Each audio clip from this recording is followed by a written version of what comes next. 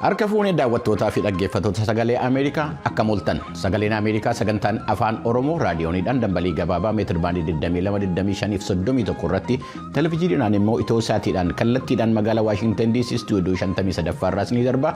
Guyyaan irraa jimaata muddee 10 bara 2021 akka lakkoofsa Itoophiyaatti immoo muddee 1 bara 2014 qophii keenya har'aa keessatti gabaasaalee adda addaa qabna. Qophii keenya itti aanutti ceenaa qophiin kun labataadha. Tigisti gammeetu qopheesse garasitti darbe.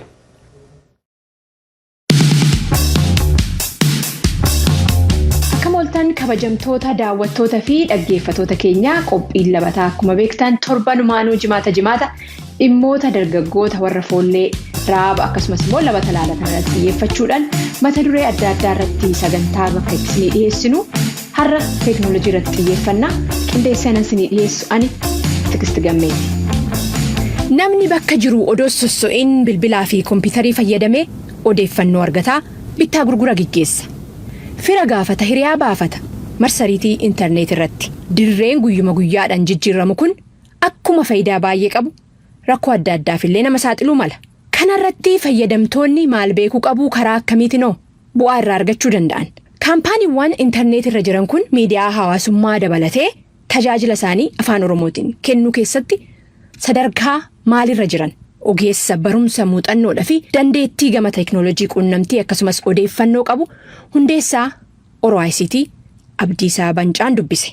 Ulfaadhuu Abdiisaa egaa atis labataa isin siiniin jedhu. Beekama. Wanna hojjechaa jirturraa jalqabnu maal irratti xiyyeeffattaa? Waajjira keessa jirtaa yeroo si dubbisaa jiru kana Finfinneerraa? OICT Solutionii yookiin immoo Zahorn ICT Solutionii dhaabbilee garagaraatiif daataawwan garagaraa kuusuu hanga dhaabbata gurguddaa baankiiwwan dabalatee jechuudha. Yuunivarsiitiiwwan dabalateeti weebsaayitii dhaabbilee garagaraa hojjechuu akkasumaan immoo hojii bilisaa fa'a hojii akka afaan Oromoo gara afaan teeknooloojiitti jijjiiruudhaan afaan addunyaa gochuu bal'inaan hojjechaa jirra jechuudha.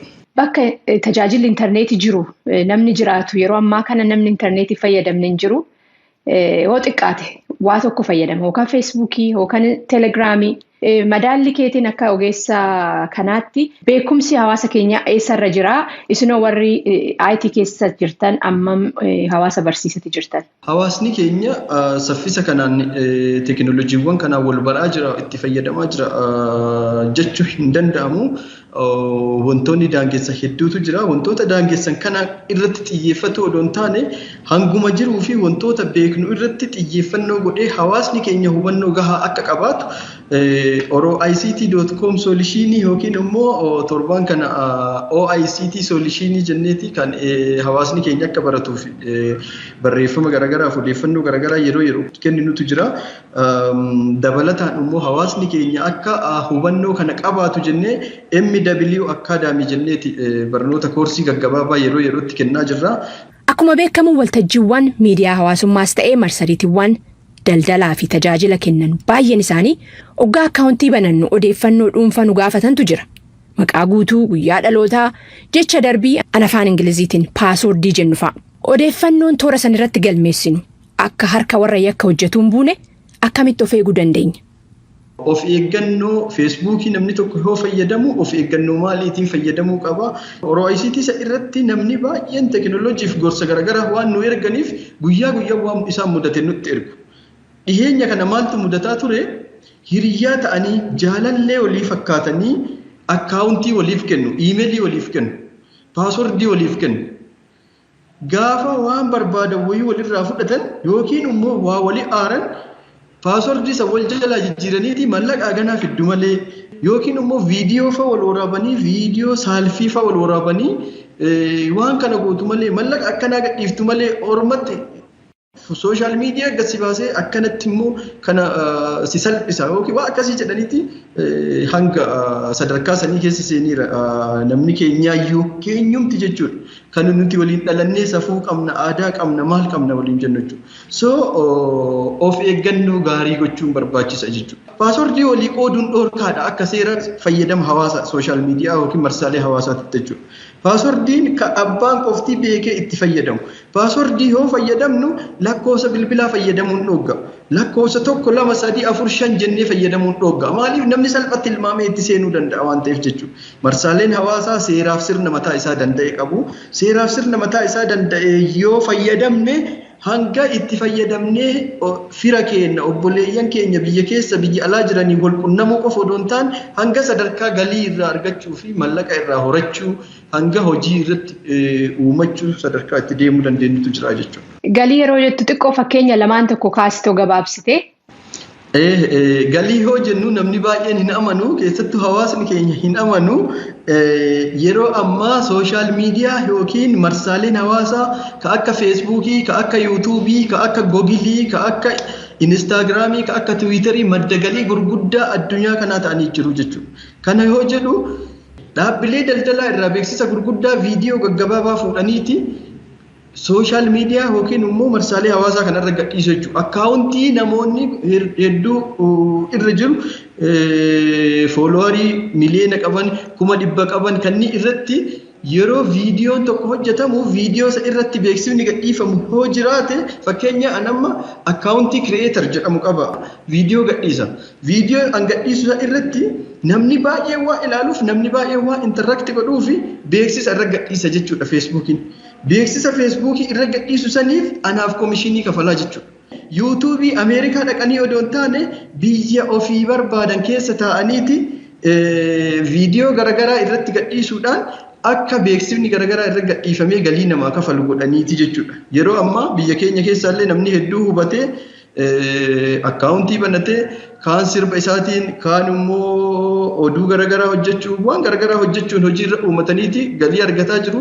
Kanaafuu itti xiyyeeffatee hojjechuu danda'u qaba dargaggeessi keenya teekinooloojii waliin duuka bu'ee galii kana irraa fayyadamuu danda'u qaba jechuudha. Hayyaa Abdiisaa egaa Googiliidhaa fi Feesbuukii afaan Oromoo jijjiiruu kanarratti namoota adda durummaadhaan hojjechaa turan keessaa dhaabbanni kee tokko dhaabbattoonni biraas kan hojjetan dhaabni tokko akka jiran nan beeka waggaa muraasa dura.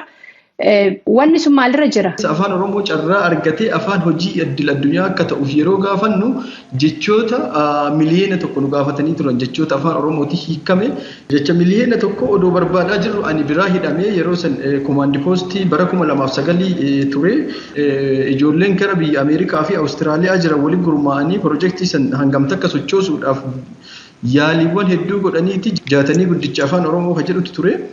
Gareen sun erga adda diigamee booda immoo hin haqamee piroojeektichi 2017 ture. 2017 san erga nu harkaa kaansil ta'e 2021 ofuma kan kootii deebi'een gaafadhe. Piroojeektiin duraanuu itti amanameera afaanichi afaan guddaa ta'uu duraanuu itti amanameera waan ta'eef akka itti fufu godhamee bakkuma jirtanii akka feesbuukii itti hiikaa turretti hiikadhaa nuun jedhanii. Feesbuukii afaan Oromoo yeroo hiiknu bakkuma jirru jechoota Ingiliffa isaanii afaan Oromooti hiikaa waan turreef namoonni intarneet irra jiran ogeeyyii afaanii waan hin taaneef afaanichi daayirekshinii biraan harkaa qabachaa waan tureef rakkoowwan sun nu mudataa waan tureef kana jechuun seerluga caaseffama afaanii wantoota garaagaraa kanneen irratti ogummaadhaan hojiin deeggarame hanqina waan qabuuf gara ogeessota qindeessinee itti deemuutiin deeggarsa gaafachuuf socho'aa turre ammas piroojeektiin sun karaa irra jira dhaabbileen mootummaas ta'ee dhaabbileen dhuunfaa deeggarsa akka nu godhan gaafachaa jirra. Adeemsisanii sadarkaa gaarii irra jirra yoo rabbi jedhe waggaa tokko keessatti sadarkaa gara hojiitti itti baasutti akka deemnu abdiin qaba. Egaa kanumaan wal qabatee feesbuukiin fi tiwutariinis amma tokko waan haaraan jira gama afaan Oromootti jijjiiruu kanaan tiwutariin dhiyeenya kana beeksisa adda addaa afaan Oromootiin illee tiwiit gochaa ture. Feesbuukiin yeroo ammaa tajaajila guutuutti afaan Oromootiin kennuu eegalee jira. Laanguweejii keessa seennee afaan Oromootii yoo geeddaranne guutumatti afaan Oromootiin jijjiirameera. An amma torbaan lama irraa eegalee afaan Oromootiin guutumaan afaan Oromootiin fayyadamaa jira. Kun immoo akka sabaattis akka nama tokko waan kana keessaa gahee qabuutittis gammachuu guddatu natti dhagahama. Hawaasni keenya bakka jira irraa afaan Oromootiin jijjiiratanii fayyadamuu eegaluu danda'u qabu. Tiwiiterii torbaan lama dura booda beeksisa gara 5 afaan Oromootiin maxxanseera. Kun immoo nuuf carraa guddaadha. Hawaasni keenya magaalota Oromiyaa garaagaraa irratti maqaa magaalota Oromiyaa kaartaa adda addaa irra jiru kaartaa isaanii maqaa ofii barbaadanii jijjiirachuu fi ka duraan jirullee ka dogoggora jedhee yaade hawaasni keenya maqaa isaa fooyyessuu akka danda'u Google Maap irratti irratti maqaa magaalotaa fi bakka garaagaraa jiru akka jijjiiruu danda'u hubatuu qaba. Lammaffaa biizinesiin keenya bakkuma jirru irraa waajiruma keenya maqaa dhaabbata keenya googilii irra galfanneeti gara teekinooloojii dabaluu qabna. Kanaafuu olii gadi fiinnee bakka garaagaraatii waan garaagaraa hojjechuu dandeenya waan ta'eef dargaggeessi keenya hojiin hin jiru jedhee rafuu odoo hin taane hojiin eessa jira jedhee barbaaduu qaba. Ogummaa ofiitiin namni kamuu bakkuma jiru taa'ee akkaataa itti wal tajaajiluu danda'u irratti hojjechaa jirra. Abdiisaa yeroo keetiif hojii bal'aa hojjechaa jirtu waahiloota kee wajjiniin ture hunda dhaggeeffatootaaf daawwattoota keenya hiruu keetiif ulfaadha fayyaa ta'e. Ulfaadhaa galatoomaa. Qophiin labataan har'aa kanumaan xumurameera. Torban mata duree biraa qophii biraatiin walitti deebinaa. Ani Tigisti Gammeeti. Nagahaan. Hordoftoota keenya sagaleen Ameerikaa sagantaan afaan Oromoo qophii har'aaf qabu kanumaan xumura. Qophii keenya irratti yaada qabdanu karaa voa@afaanoromoo.com jedhaanuu ergaa. Qophii keenya kana karaa miidiyaa hawaasaatiin kan tamsaasaa turte Tigisti Gammee, Nigusuu Taamree, piroodiwusariin keenya, ogeessotonni teeknikaa istuudiyoo 53ffaa keessa jiranu qopheessitoonni keenya hundumtuu nu wajjin turuu keessanii fi isin galateeffachaa borii reediyoodhaan borii 50 reediyoon kan qabnu irratti wal argina. Handafqaaduu Morodaati nu wajjin turtan galatooma nagaatti.